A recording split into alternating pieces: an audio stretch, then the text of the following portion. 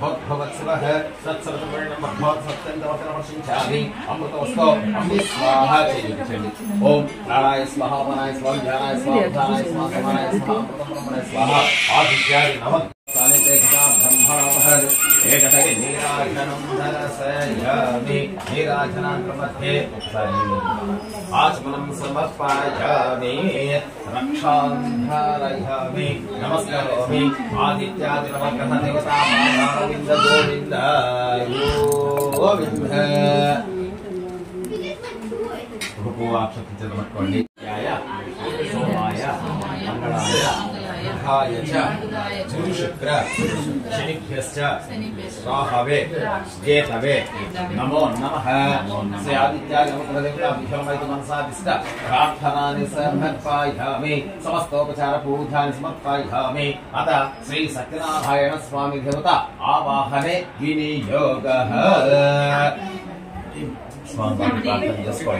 ओम अस्य श्री सत्यनारायण स्वामिनः स्तोत्रमहामन्त्रस्य ब्रह्मा विष्णु महेश्वर शेरुद्धर्म सामद्रवतं दासी प्राणशक्तिवरण देवता राम तेजं ह्रीं शक्तिः ओम कीलकं ममान्कोण्डि श्री सत्यनारायण स्वामिनः अनुग्रह प्रसाद सिद्ध्यर्थे जपे विनियोगः कृतोण्डि ओम ह्रां पुष्टाभ्यां नमः ह्रीं तज्जनीभ्यां नमः ओम मध्यमाभ्यां नमः ह्रीं अनामिकाभ्यां नमः ओम कनिष्ठिकाभ्यां नमः रह्हा कर्मकाण्डपुष्टाभ्यां नमः राम हृदयाय नमः ह्रीं सरसय स्वाहा ओम सिद्धायै ओषधो ह्रीं भवसाय ओम नेत्रत्रयाय ओषधो राहः अस्त्राय पठो भोद्धवस्य मनोमिते दिग्भनिरः ज्ञानं स्वामवादिध्यानं చేసుకోండి ఓం శాంతాకారం మృగశైలం పద్మనాభం శ్రేషం విశ్వాధారం గగనసదృశం మేఘవర్ణం సమానికం లక్ష్మీకాంతం కమలనయనం యోగి హృద్యానకం భజే షడ్హేత్రమకే దేవి నారాయణ నమస్తే ఓం శ్రీ సత్యనారాయణ స్వామినే నమః ధ్యాయామి ధ్యానం సర్వత్పాయామి వాక్యతోస్వామి విద్యావాహయామి రత్నగంధిత దివ్య సింహాసనం సర్వత్పాయామి ఓం శ్రీ सत्यनारायण स्वामी देवताभ्यो नमः ओम तथाधौ औपचारिक स्नानं समर्पयामि सत्यनारायण स्वामी नमः पंचामृताभिषेकाञ्च करिष्ये మొత్తం పాలభిషేకం ఓం ఆప్యాయస్వ సమేతాయ విశ్వస్వామిత్రం భవాభాగస్మయామి తద్ధోధానం ప్రవధ్యామి తద్ధోధాతాయ నమో నమః భవే భవేనాది భవే భవస్వాన్ భవోద్భవాయ నమః క్షీరస్నానం సమర్పయామి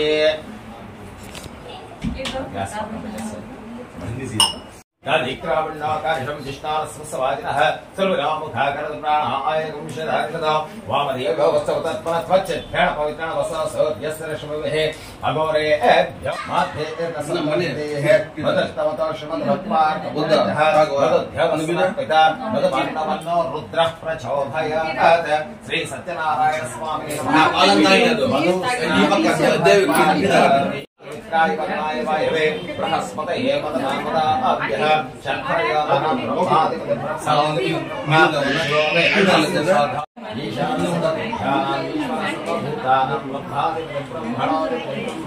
शिवो मे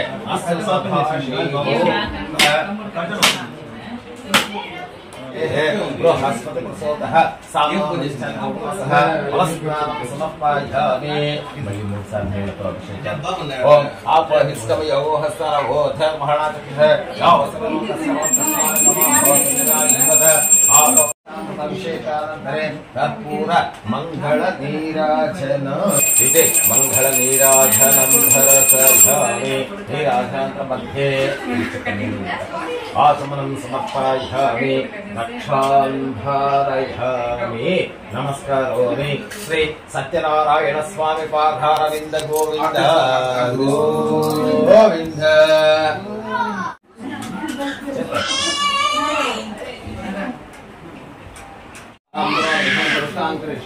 ईश्वरं सर्वभूतान्ताभ्योपवेश्यामि दिव्यप्रबन्धां समर्पयामि अक्षतं निष्कोण्डि ओम आयुर्वेदवरायण दुर्वाहनदेवः चपण्डिकाणसमग्रसग्रहाय अलङ्करणार्थाय अक्षतां समर्पयामि ओम सर्वमंगलमाध्यये सर्वार्थसाधके शरण्ये त्र्यंबके देवी नारायणे नमस्तुते हरिद्राचूर्णं समर्पयामि मళ్ళీ కుంకుమలో పెట్టుకోండి ఓం సచిత్రం చిత్రంతమస్మై చిత్రక్షత్రం చిత్రతమవయతాం చంద్రం భయంకరం బృహద్యం చంద్రం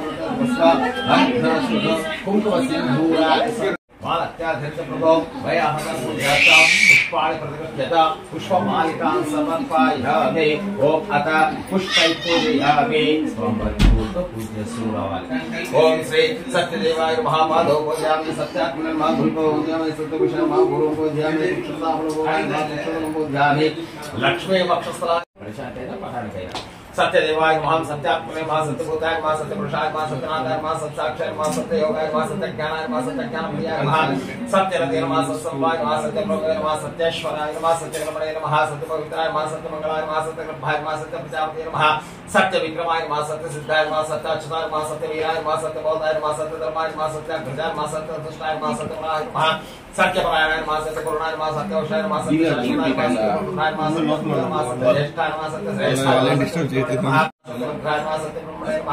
सत्यां भूताय महा सत्यवेदांगाय महा सत्यवेदांगाय महा सत्यभक्ताय महा सत्यतेय महा सत्यागाय महा सत्याग्राय महा सत्संग्राय महा सत्संग्राय महा सत्यवेदाय महा सत्यवेद्याय महा सत्यवियोषाय महा सत्यमायाय महा सत्यमोहाय महा सत्यसुरान्धाय महा सत्यसागराय महा सत्यमहा ओम सत्यसिंहाय महा सत्यमृगाय महा सत्यलोकपालकाय महा सत्यस्थिताय महा सत्यपालकाय महा सत्यदुर्गाय महा सत्याम्बुजाय महा सत्यवाक्याय महा सत्यगुरुवे नमः सत्यन्यायाय महा सत्यसाक्षाय महा सत्यसम्प्रदाय महा सत्यसम्प्रदाय महा सत्यवक्त्रे नमः सत्यवायुवे नमः सत्यशिखराय महा सत्यानन्दाय महा सत्याजागाय महा सत्यश्रीपादाय महा सत्यगुप्ताय महा सत्योदराय महा सत्यहृदयाय नमः ओम सत्यकमलाय नमः सत्यनाभाय नमः सत्यहस्ताय नमः सत्यबाहुवे नमः सत्यमुखाय नमः सत्यतुल्यकाय नमः सत्यानाशकाय नमः सत्यशोधनाय नमः सत्यदीपाय नमः सत्यक्षय नमः सत्यसरसाय नमः सत्यमुखाय नमः सत्याम्बराय नमः सत्याभरणाय नमः सत्यश्रीवल्लभाय नमः सत्यगुप्ताय नमः सत्यपुष्कराय नमः सत्यढलाय नमः भरतभामावताय नमः सत्यग्रहणे नमः श्री सत्यनारायण स्वामिने नमः इति अष्टादशनामावळि प्रकारेण नानाविध दिव्य परिमळ पत्र पुष्पाणि दीप्ताय नमः लोकशोक विनाशिने नमः धर्मनियाय नमः करुणाय नमः लोकमात्रे नमः पद्मप्रियाय नमः पद्महस्ताय नमः पद्माक्षाय नमः पद्मसुन्दराय नमः पद्मोद्भवाय नमः पद्ममुख्याय नमः पद्मनाभप्रियाय नमः दमाय नमः पद्ममालाधराय नमः देव्यै नमः पद्मिन्यै नमः पद्मगन्धन्यै नमः पुण्यगन्धाय नमः सुप्रसन्नाय नमः प्रसादमुख्याय नमः प्रभाय नमः चन्द्रवदनाय नमः चंद्राय नमः चन्द्रसौदन्ये नमः चन्द्रभुजाय नमः ओम इंद्राय नमः इंद्रक्षेत्राय नमः मखलाजन्ये नमः पुष्टये नमः शिवाय नमः शिवङ्कर्ये नमः सत्ये नमः विमलाय नमः विश्वजन्ये नमः कृष्णे नमः भारतराशिन्ये नमः प्रतिष्ठन्ये नमः शान्ताय नमः शुक्रमाय यमराय नमः श्रिये नमः भास्कर्ये नमः भलवनयाय नमः वराहाय नमः यशस्वन्ये नमः वसुन्धाय नमः मुद्राङ्गाय नमः महाकाय नमः महाकाल्ये नमः ब्रह्म विष्णु शिवात्मकाय नमः त्रिकालज्ञान संपन्ने नमः भोरेश्वर्ये नमः महालक्ष्मी नमः वरलक्ष्मी नमः वैभवलक्ष्मी नमः श्री महाकाली महागौरी महालक्ष्मी महासरस्वत्यै नमः हरिद्राचूर्णकुङ्कुमयुक्तनानाविध दिव्य परिमळ पत्र पुष्पाणि समर्पयामि श्री सत्यनारायण स्वामिने नमः आसौ दिव्य धूपमाग्रापयामि नैवेद्याలు తీసుకురండి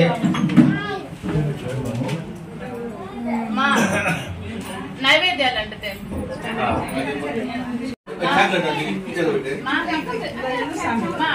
పప్పులో బెల్లం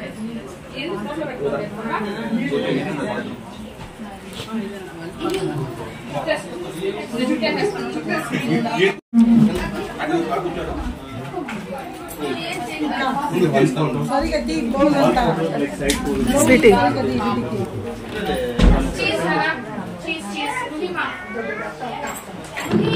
Look here. Do this. Hey. Cheese.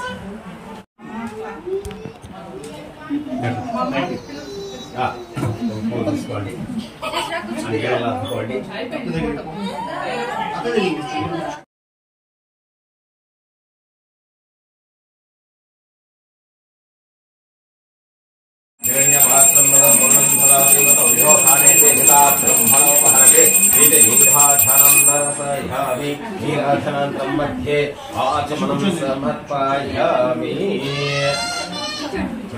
रक्षान्धारयामि नमस्करोमि Shri Satyanarayan स्वामी पादारविन्द गोविन्द गोविन्द ఓం శ్రీ సత్యనారాయణ స్వామి దేవతా సంపూర్ణ కల్పసాధన సిద్ధిరస్తు. బెల్లం పొడి ఆడుండ చూడు, అక్కడ దీంట్లో ఉండొచ్చు. ఉపచార పూజలన్నీ చేసుకున్నాం. ఇక ఈ సత్యనారాయణ స్వామి వ్రతం మనము ఎందుకు ఆచరించాలి, ఎలా ఆచరించాలి, ఎప్పుడు ఆచరించాలి, ఎవరెవరు ఆచరించి ఎటువంటి వృత్తి పొందారో అనే వివరాలు కూడా మనకు గురువులకి సద్గురు సూత మహర్షులు వారు 5 కథలుగా చెప్పారు. ఆ 5 కథలు విని తెలుసుకోవాలి. స్వామివారికి మహామంగళార్తి ప్రసాదిస్తున్నాం. ముందుగా ఈ వ్రతం చేసినటువంటి ఆ గురువు గారికి ఒకసారి దండం. ఓం గురు బ్రహ్మ గురు విష్ణు గురు దేవో మహేశ్వర గురు సాక్షాత్ బ్రహ్మ తస్మై శ్రీ గురవే నమః. అక్షరం చదవట్టుకోండి. ఓం శ్రీ సత్యనారాయణ స్వామి దేవతా వ్రతకథాయాః ప్రథమోధ్యాయః. మొదటి కథ అంటే కలియుగం ప్రారంభమైన సమయంలో మన భరతఖండంలో ఉండేటువంటి సాధువులు కొంతమంది నైమిషారణ్యమో అనే అడవికి వెళ్లి అక్కడ లోక కళ్యాణార్థం ఒక గొప్ప యాగం చేస్తూ ఉన్నారు. ఆ యాగాన్ని చూడడానికి సాధువులు సత్పురుషులు అందరూ కూడా అక్కడికి వచ్చి చేరుకుంటూ ఉన్నారు. అక్కడికి వచ్చిన వాళ్ళలో ఈ సూత మహర్షుల వారు కూడా అక్కడికి వచ్చారు. ఆయనలో ఉన్న విశేషం ఏమిటంటే ఆయన త్రికాలవేత్త. అంటే వెనక ఏం జరిగింది, ఇప్పుడు ఏం జరుగుతుంది, ముందర ఏం జరగబోతుంది చెప్పేటువంటి వ్యక్తి ఆ సూత మహర్షి. ఈ ఋషులందరూ కూడా ప్రతిరోజు ఇలా ఉదయం పూజలు హోమాలు సాయంకాలం చేసేవాళ్ళు. కానీ మధ్యాహ్న సమయంలో 12 గంటలు దాటిన తర్వాత ఏ వ్రతాలు చేయకూడదు. అటువంటి సమయంలో ఆ ఋషులందరూ కూడా ప్రతిరోజు ఆ గురువు గారి దగ్గరికి వెళ్లి హరికథా కాలక్షేపం చేసుకునే వాళ్ళు. అట్లా ఒక రోజున ఆ గురువు గారి దగ్గరికి వెళ్లి దండం పెట్టుకుని, అయ్యా గురువయ్యా, ఈ రోజు మేము అడగబోయే విషయం ఏమిటంటే ఈ భూలోకంలో ఉండే మానవులు తమ కష్టాలను కూడా కడతీర్చుకొని ఆ కైవల్య పదాన్ని చేరుకోవడానికి ఏదైనా మార్గం ఉంటే తెలపండి అన్నారు. అందుకు ఆ గురువు గారు చెప్తారు, అయ్యా ఈ రోజు మీరు నన్ను అడిగారు కదా, ఇదే ప్రశ్నే పూర్వము నారదుడు ఆ మహావిష్ణువు అడగ్గా ఆ మహావిష్ణువు నారదు కోసం ఏమని చెప్పారో అదంతా నేను ఇప్పుడు మీకు చెప్తున్నాను, శ్రద్ధాభక్తిగా వినండి అని చెప్పి ఈ విధంగా ప్రారంభిస్తూ ఉన్నారు. ఒకనొక సమయంలో నారదుడు వారు త్రిలోక సంచారి. ఆ తిరుగుతూ ఒకసారి ఈ భూలోకానికి వచ్చాడు. ఈ భూలోకంలో ఉండేటువంటి మానవులందరూ తమ తమ సంసార తాపత్రయంలో కష్టాలు అనుభవిస్తున్నారు. నారదుడి కష్టాలని చూసి వీళ్ళు కష్టాలతోనే అల్లాడుతున్నారే, ఇంకా ఆ మోక్షాన్ని వీళ్ళు ఎలా సంపాదించుకోగలరు? ఆ మోక్ష ప్రదాత అయినటువంటి శ్రీ మహావిష్ణువుని అడుగుదాం అనుకున్నాడు. నేరుగా భూలోకం నుంచి వైకుంఠ లోకానికి ప్రయాణం పెట్టాడు. అక్కడ వైకుంఠ లోకంలో శ్రీ మహావిష్ణువు పాల సముద్ర మధ్య భాగంలో పాము పడగల కింద అనంత శైలిగా ఆయన సేవలో ఉన్నాడు. ఈ నారదుడు అక్కడికి వెళ్లి ఆ స్వామిని స్తోత్రం చేసుకున్నాడు. ఏ దేవా వైకుంఠవాస శ్రీమన్నారాయణ, నీకు భక్తితో నమస్కరిస్తున్నాను స్వామి అని చెప్పి దండం పెట్టాడు. ఆ మహావిష్ణువు లేచి, నారద స్వాగతం, రావయ్యా, ఇప్పుడు నువ్వు ఈ వైకుంఠ లోకానికి రావడానికి గల కారణం ఏమిటి? ఎందుకంటే ఊరుకున్నారు మహానుభావులు కదా, పైగా వచ్చిన దేవుడు నారదుడు జగడాల మారి ఎక్కడ గుబ్బలు పెట్టాడో ఏనా అని చెప్పి ఆ మహావిష్ణువు అడుగుతాడు. అప్పుడు నారదుడు చెప్తాడు, స్వామి నేను ఇలా భూలోకానికి వెళ్ళింటే అక్కడ ఉండేటువంటి మానవులందరూ తమ తమ సంసార తాపత్రలతో కష్టాలు అనుభవిస్తున్నారు. పునరపి జననం పునరపి మరణం ఈ భౌవర్ణ చక్రంలో చిక్కున్నారు. కావున వారికి ఆ కష్టాలను కూడా కడదేర్చి మీ పాత కమలాన్ని చేర్చుకోవడానికి ఏదైనా మార్గం ఉంటే తెలపండి అన్నారు. అందుకు ఆ మహావిష్ణువు చెప్తారు, నారద లోకహితార్థమై చక్కని విషయాన్ని అడిగావు, నీ మీద ప్రేమతో చెప్తున్నాను వినమా. భూలోకంలో చాలా ప్రసిద్ధిగా వచ్చినటువంటి శ్రేష్టమైనటువంటి ఒక వ్రతం ఉన్నది, అది సత్యనారాయణ స్వామి వ్రతము అనగా ఈ నారదుడు మళ్ళీ అడుగుతాడు, స్వామి మీరు సెలవిచ్చిన ఆ సత్యనారాయణ స్వామి వ్రతాన్ని ఎప్పుడు ఆచరించాలి, ఎలా ఆచరించాలి, ఇది వరకు ఎవరైనా ఆచరించి ముక్తి పొందేవారు ఉన్నారా? ఆ వివరాలను కూడా తెలపండినక మహావిష్ణువు గారు చెప్తారు. ఈ సత్యనారాయణ స్వామి వ్రతం జరుపుకోదలిచినటువంటి దంపతులు తిథి వార నక్షత్ర యోగ కరణం ఇవన్నీ చూడవలసిన మానవుడికి ఏ రోజు చేయాలని సంకల్పం ఆ రోజు ఈ వ్రతాన్ని చేసుకోవచ్చు. చేసేటువంటి వాళ్ళు సూర్యుడు కన్నా ఉదయమే నిద్రలేచి స్నానం ముగించుకొని సత్యనారాయణ స్వామి మీ వ్రతం చేస్తాను సాయంత్రం వరకు ఉపవాసం ఉండి సాయంకాలం మళ్ళా స్నానం చేసి సంధ్య వేళలో ఈ వ్రతాన్ని చేసుకోవాలి. అట్లు చేసేటువంటి వాళ్ళు నదీ తీరంలో చేసుకుంటే చాలా మంచిది, లేదా దేవాలయంలో చేసుకోవచ్చు, లేదా తన ఇంట్లో కూడా ఈ వ్రతాన్ని చేసుకోవచ్చు. అటు ఇళ్లలో చేసేటువంటి వాళ్ళు ఇంటి ముందర ముగ్గులు పెట్టుకొని మామిడి తోరణాలతో అలంకారం చేసి ఇల్లంతా శుభ్రపరిచి ఒక మంటపాన్ని ఏర్పరచుకొని ఆ దాని మధ్యలో ధాన్యాన్ని వేసుకొని ఒక కడిశాన్ని పెట్టుకొని ఆ కడిశంలో శుద్ధమైనటువంటి జలాన్ని నింపుకొని అక్కడ చలామణి అవుతున్నటువంటి నాణ్యాన్ని అందులోకి వేసుకున్న బలిలో సత్యనారాయణ స్వామి మాత్రం 1 రూపాయి చెప్తాను. ఎందుకంటే లక్ష్మీ లేదే నారాయణ రాడు. మిగతా కథలకన్నీ మనం 2 కలశాలు పెట్టుకుంటాం. సత్యనారాయణ స్వామి కలిసి ఉంటే ఒకటే పెట్టుకుంటాం. సత్యనారాయణ స్వామి ఒకటే వస్తాడా, లక్ష్మీ లేదే శ్రీమతి అంటే శ్రీ ఇక్కడే కాదు.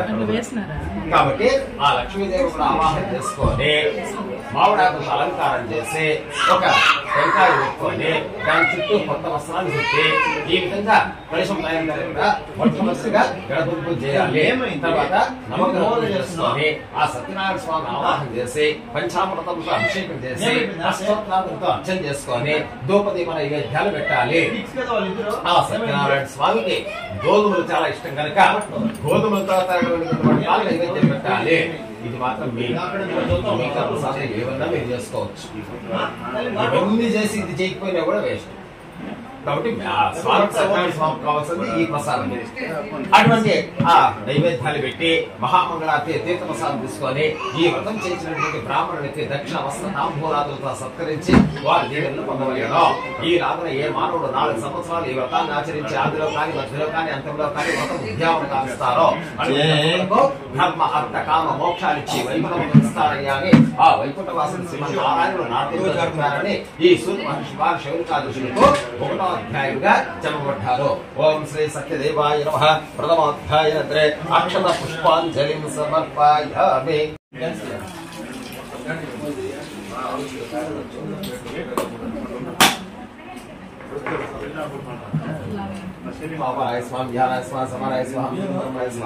సత్యనారాయణ ప్రభో ప్రథమాధ్యాయనంతరే నారికేళ ఫలం విధానాన్ని సమర్పయామి. ఓం అథ మంగళ నీరాజన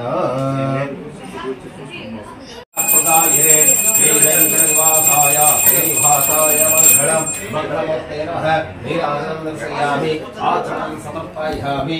రక్షాంధారయామి. నమస్కారోమి. శ్రీ ఏడుకొండలవాడ వెంకటరమణ గోవింద గోవింద. మరలా ఇప్పుడు రెండవ కథగా ఆ గురువు గారు ఈ వ్రతం భూలోకంలోకి ఎలా వచ్చింది అనేది చెప్తున్నారు. పూర్వము మహాపుణ్యక్షేత్రంలో ఉండేటువంటి కాశీ క్షేత్రం.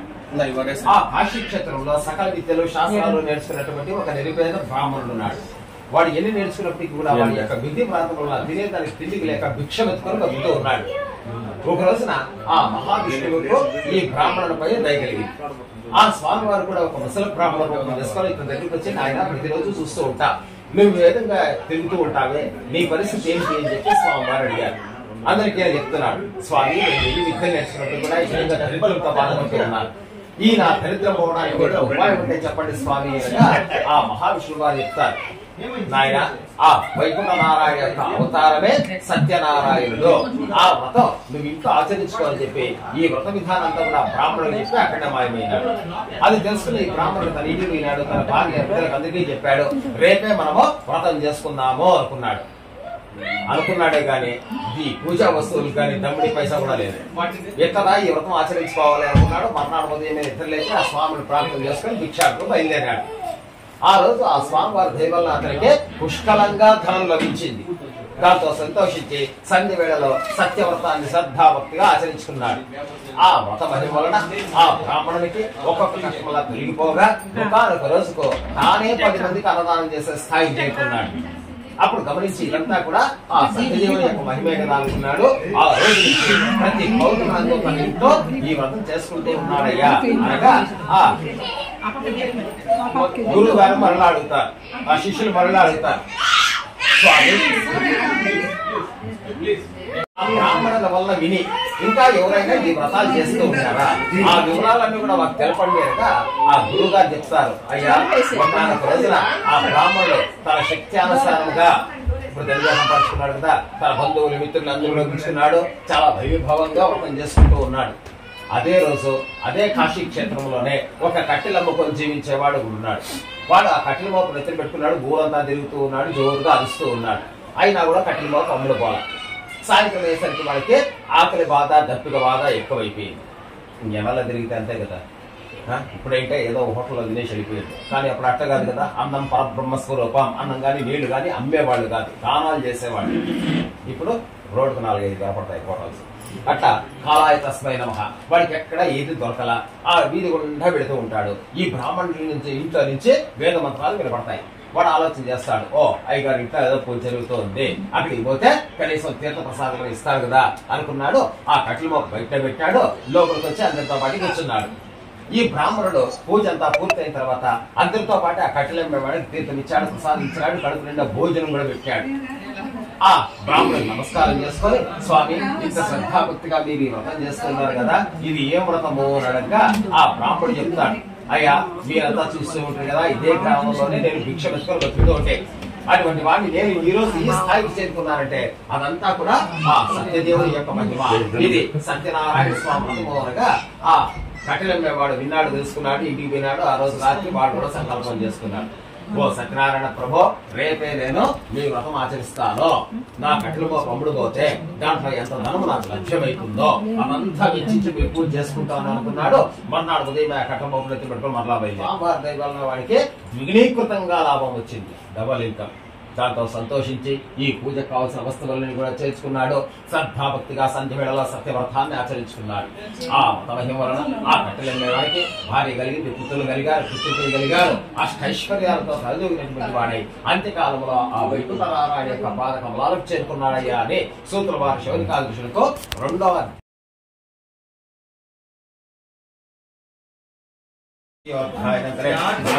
నివేదనం సమర్పయామి.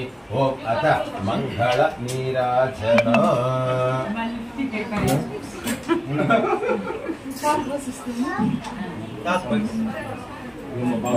మంగళం కౌశలేంద్రాయ మహేంద్రాత్మనే చక్రవర్తినోధాయ సర్వభౌమాయ మంగళం. ఇది నీరాజనం దర్శయామి.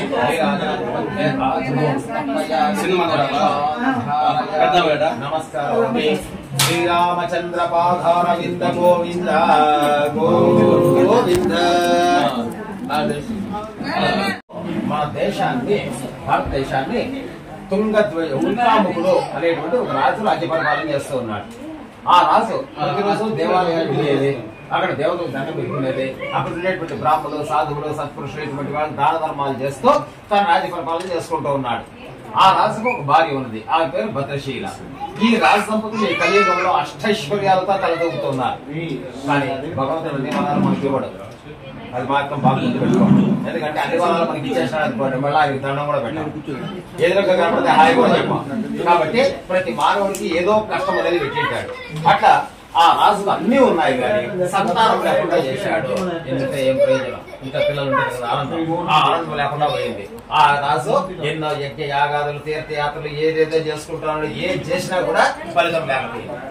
ఆ రాజుకు స్వామివారి గురించి తెలిసింది. ఓ రోజు నిర్ణయం తీసుకుంటాడు, సంతానపరమైనటువంటి సత్యనారాయణ స్వామి చేసుకుంటే సంతానం కలుగుతుంది అని నమ్మినటువంటి వాడై తన భార్యను, తన పరివారాన్ని తీసుకున్నాడు. గంగా నదీ తీరంలో వ్రతం చేస్తూ ఉన్నాడు. అదే సమయంలో కనుక అయ్యే వ్రతం ఎలా చేయాలో చెప్పండి, నేను కూడా ఆచరించుకుంటాను అని చెప్పి ఆ రాజు ద్వారా మొత్తం విన్నాడు, తెలుసుకున్నాడు, ఇంటికి పోయినాడు. తన భార్య అయినటువంటి లీలావతికి చెప్పాడు.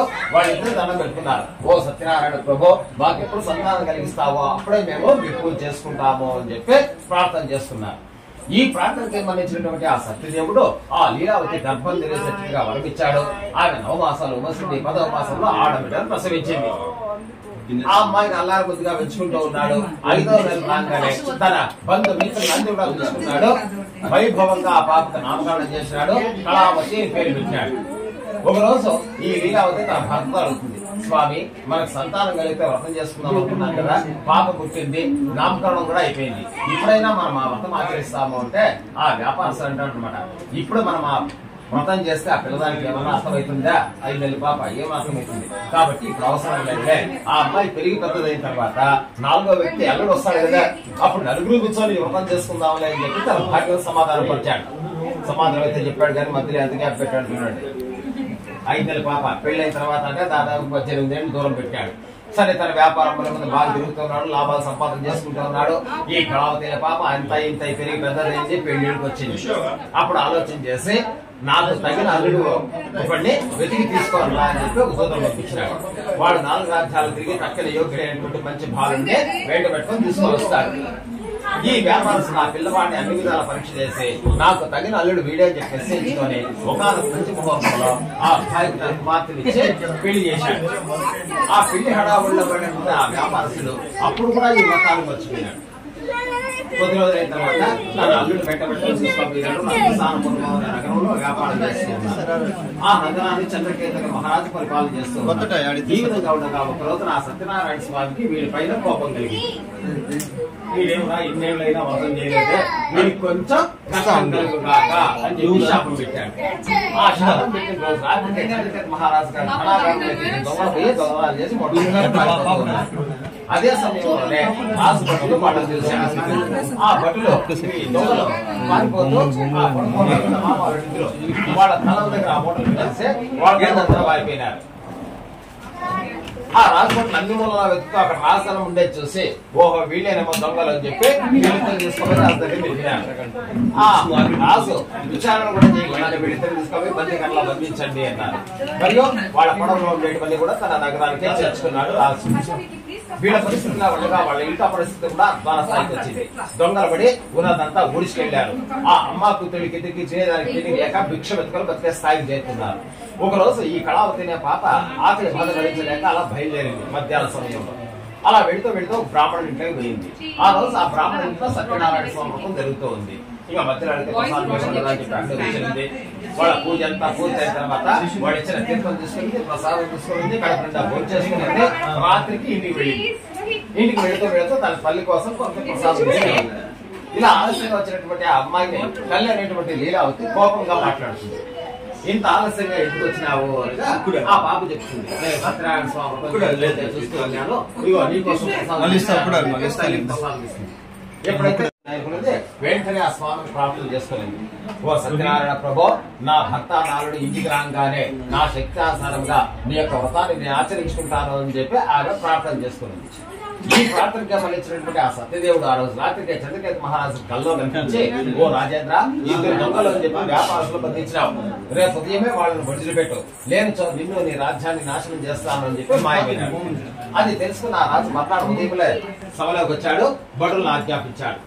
వాళ్ళు ఈ చెంపాల్లో ఉండేటువంటి మామాలను తీసుకొచ్చి మల్లారాజు దగ్గర నిలిచినారు. ఆ వ్యాపారస్తులు ఇద్దరు రాజుగారు నమస్కారం చేసుకొని భయపడుతూ ఉన్నారు. ఎందుకంటే ముందు విచారణ చేయకుండా తీసుకొని జైలు వేసినారు. ఇంకా ఈ రోజు విచారణ చేసి ఇంకా ఎట్లా శిక్షణ ఇస్తారో అని చెప్పి భయపడుతూ ఉన్నారు. అప్పుడు ఆ రాజు వాళ్ళని తెచ్చి శాంతం వహించి ఓ వ్యాపారస్తులారా, మీరు భయపడకండి, మీకు ఈ కష్టమంతా దైవ వికోపం వల్ల జరిగింది, ఇప్పుడు మిమ్మల్ని వదిలిపెడుతున్నాను అని చెప్పి వాళ్ళు ఎంతైతే దొంగతనం చేశారో అనే అపవాదం ఉండిందో దానికి బదిలిగా ధనం ఇచ్చి కట్టుకోవడానికి నూతన వస్త్రాలు ఇచ్చి సకల మర్యాదలు చేసి ఓ వ్యాపారస్తులా ఇంకా నీ గ్రామానికి నువ్వు బయలుదేరు అని సెలవిచ్చిన ఆ రాజు గారికి నమస్కారం చేసుకొని ఈ వ్యాపారస్తులు ఆ రాజమందిరం నుంచి బయటకు వచ్చినారయ్యా అని చెప్పి సూత్ర వారి శౌనకాదృశులకు 3వ అధ్యాయంగా చెప్పబడ్డారు. ఓం శ్రీ సత్యదేవాయ నమః. తృతీయోధ్యాయనంతరే అక్షర పుష్పాంజలిం సమర్పయామి. ఓం యాః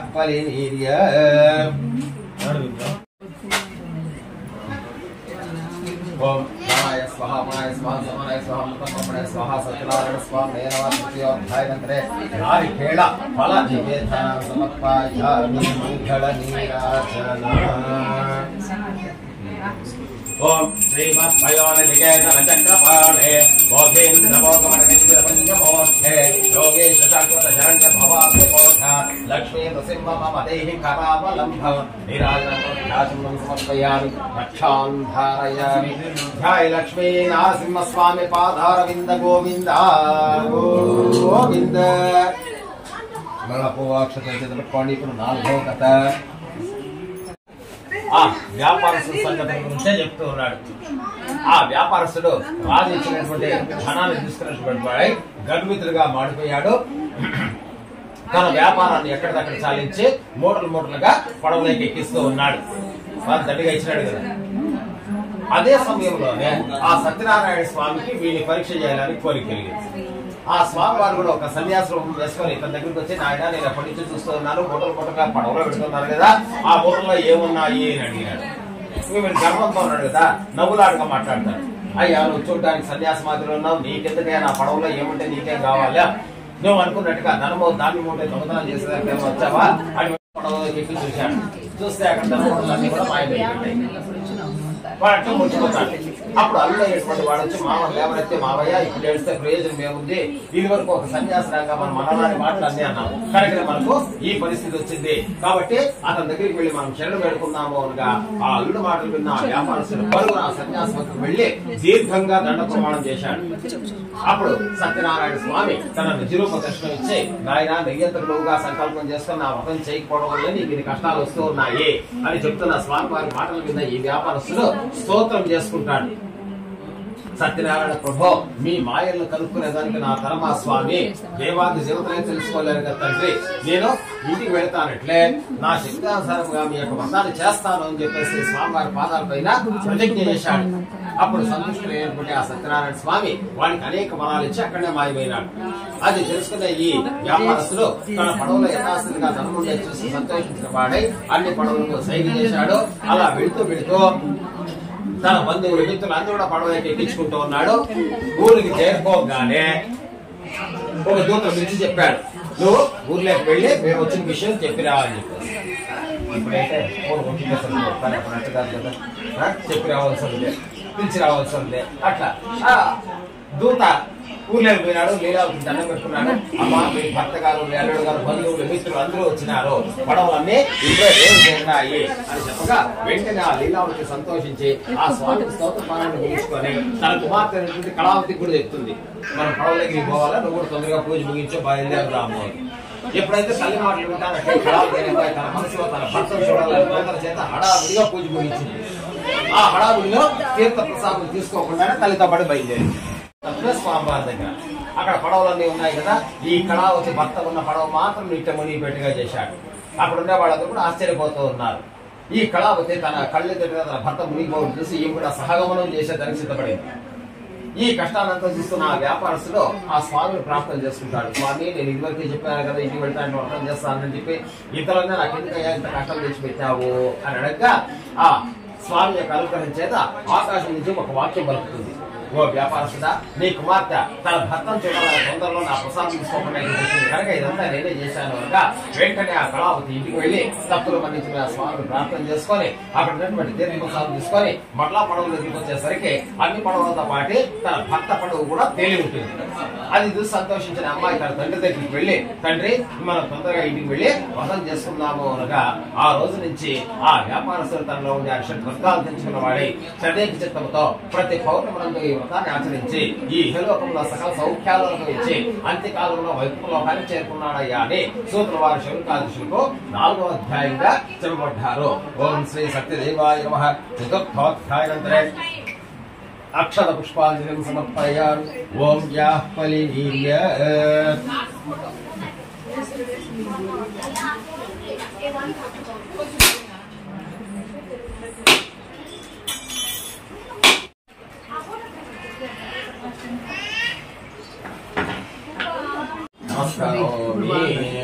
జయ రాధికారమణ గోవింద గోవింద. రక్షాంధారయామి నమస్కరోమి. జయ రాధికారమణ గోవింద గోవింద. సమృద్ధిగా ఉన్నాం, కానీ మాకుండే కష్టం ఏమిటంటే మా పంట వాటి గురించి విచారణ నిర్ణయించుకున్నాడు. ఈ రాజు ఒకనొక రోజున తన కొంతమంది సైన్యాన్ని తీసుకుపోయినాడు.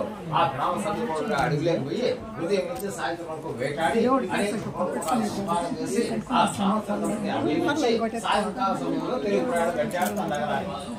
అలా వస్తూ ఉండగా తో మధ్యలో ఒక పెద్ద రావి చెట్టు కనపడుతుంది. ఇక్కడ కొంచెం సేవ తెచ్చుకుందాం అనుకున్నాడు. గుర్రం నుంచి దిగి రానిపడ్డ పైన కూర్చున్నాడు. ఆ రావి చెట్టు అవతల వైపున గొల్లలు వ్రతం చేస్తూ ఉన్నారు. ఈ రాజు గర్వం చేత ఆ పూజా స్థలానికి వెళ్ళలేదు, మరియు ఆ దేవుడు దండమైన పెట్టుకోకుండా అట్లా కూర్చున్నారు. ఈ గొల్లలందరూ కూడా పూజ అంతా పూర్తయిన తర్వాత రాజుగారు చూస్తున్నారు. తొలి ప్రసాదం ఆయనకే ఇద్దామనుకున్నారు. ఆ రోజు ప్రసాదం తీసుకెళ్లారు. రాజేంద్ర, ఇది సత్యనారాయణ స్వామి ప్రసాదం స్వీకరించండి అని చెప్పి రాజుగారి దగ్గర పెట్టి మళ్ళా వచ్చి వీళ్ళు తీర్థ ప్రసాదం తీసుకున్నారు. కానీ రాజు గర్వం చేత, ఎటువంటి గర్వం అంటే నేను రాజు మీరు ప్రజలు, రాజు పెడితే ప్రజలు దిగాలి కానీ ప్రజలు పెడితే రాజు గెలవా అనే గర్వం చేత ఆ ప్రసాదాన్ని అక్కడే వదిలిపెట్టాడు, వెళ్ళిపోయినాడు తన నగరాన్ని. ఆ రోజు నుంచి స్వామి యొక్క అనుగ్రహ ఆగ్రహం చేత ఆ రాజుకు అష్ట కష్టాలు మొదలైనాయి. ఎక్కడ పోయినా గొడవలు, చికాకులు, చింతలు, దీంతలో సతమతం అయిపోతూ ఉన్నాడు. ఇదే సమయంలోనే పొరుగు రాజ్యం వాళ్ళు ఒక్కసారిగా ఈయన పని యుద్ధం ప్రకటించారు. ఆ యుద్ధం చేసేదానికి కూడా తన శక్తి తిరుగుతూ తన శక్తి అంతా నశించిపోయింది. అప్పుడు ఆలోచన చేస్తాడు, ఇంత ధర్మ మార్గంగా ఆజ్ఞ పరిపాలన చేస్తూ ఉంటే నేను నాకు ఇంత కష్టాలు రావడానికి గల కారణం ఏమిటి? ఓహో, ఆ రోజు ఆ గొల్లలు ఇచ్చినారని నీచ భావం చేత ఆ ప్రసాదాన్ని వదిలిపెట్టింది కదా అనుకున్నాడు. వెంటనే ఆ గొల్లోళ్ళ దగ్గరికి వినాడు, వాళ్ళకందరికీ దండం పెట్టుకున్నాడు. అయ్యా, మీరు ఆ రోజు ఇచ్చిన ప్రసాదాన్ని తిరగపోవడం వల్ల నేను ఈ రోజు ఈ పరిస్థితిలో ఉన్నా. నా కోసం మరలా మీరు ఆ వ్రతాన్ని ఆచరించండి, ఆ ప్రసాదాన్ని నాకు ఇవ్వండి అని చెప్పి ప్రాధాయపడ్డాడు. అప్పుడు రాజు కోసమే ఆ గొల్లలు మరలా శ్రద్ధాభక్తిగా సత్యనారాయణ స్వామి ఆచరించి ఆ ప్రసాదాన్ని రాజుగారికి ఇచ్చారు. ఎప్పుడైతే శ్రద్ధాభక్తిగా ఆ ప్రసాదాన్ని తీసుకున్నాడో స్వామి యొక్క అనుగ్రహం చేత తిరిగి తన శక్తిని అంతా సంపాదన చేసుకొని అడవిలోని చిన్న సైన్యాన్ని కట్టుకొని ఆ సైన్యం చేతనే పొరుగు రాజ్యాల మీద యుద్ధానికి వెళ్లి తన రాజ్యాన్ని తాను కైవసం చేసుకుంటాడు. అప్పుడు ఆలోచన చేసి ఇదంతా కూడా ఆ సత్యదేవుడి యొక్క మహిమే కదా అనుకున్నాడు. ఆ రోజు నుంచి ప్రతి సంక్రమణం మందు తన ఇంట్లో ఈ వ్రతాన్ని ఆచరించుకొని ఈ ఇహలోకంలో సకల సౌఖ్యాలను అనుభవించి అంత్యకాలంలో వైకుంఠ లోకానికి చేరుకున్నాడయ్యా. కాబట్టి ఓ శంకరాది మహామునులారా, ఇటువంటి పరమాత్మైనటువంటి ఈ వ్రత రాజ్యములో ఎవరైతే శ్రద్ధాభక్తిగా ఆచరిస్తారో, ఎవరైతే ప్రతిరోజు ఈ కథలు వింటారో అటువంటి వాళ్ళకు ఆ దేవాది దేవుడు శ్రీ సత్యదేవుడు ధర్మ అర్థ కామ మోక్షాలు ఇచ్చి వైకుంఠం ఇస్తాడయ్యా. ఇదే సత్యమైనది. కనుకనే కలియుగంలో సత్యనారాయణ స్వార్థమైనది అని చెప్పి ఆ గురువు గారైనటువంటి శివ మహర్షి వారు తమ శిష్యులైనటువంటి శౌనకాధీశుడితో 5వ అధ్యాయంగా చెప్పబడినారు. ఓం స్వస్తి ప్రజా పరిపాలయంతాం న్యాయేన మార్గేణ మహీం మహిషాః ఓం బ్రాహ్మణేభ్యో శుభమస్తు నిత్యం లోకా సమస్త సర్వే జనా సుఖినో భవంతు. స్వామి ప్రార్థన చేస్తాం.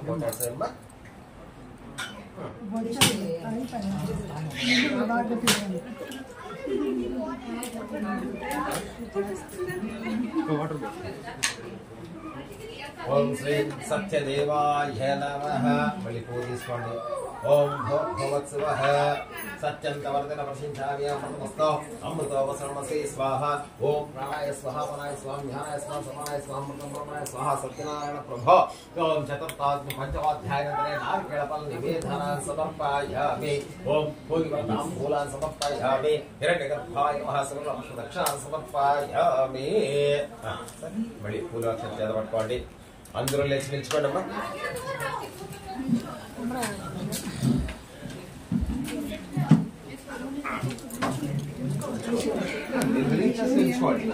ఓం తద్విష్ణు పరమం పదం సదా వసన్ సౌరయః ఇవేవ చక్షరాతః తద్విప్రాసావి పంచమో ధాగ్రవాగం సస్యవిందతే విష్ణోర్యత్ పరమం పదం రాధాదే రాధాయ ప్రసఖ్య సాకినే నమో వయం వై శ్రవణాయ పమహే సా మే కామాన్ కామకామాయ వజ్ఞా కామేశ్వర వై శ్రవణోద్ధాత్ వేరాయ వై శ్రవణాయ మహారాజాయ నమః.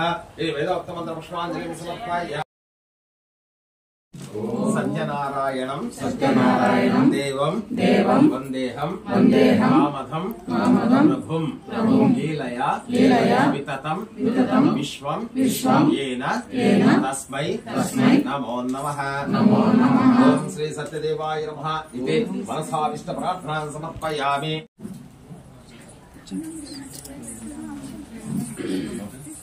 తీసుకున్న వాళ్ళు కొంచెం దారి వదలండి. వెనక వాళ్ళకి అవకాశం ఇవ్వండి.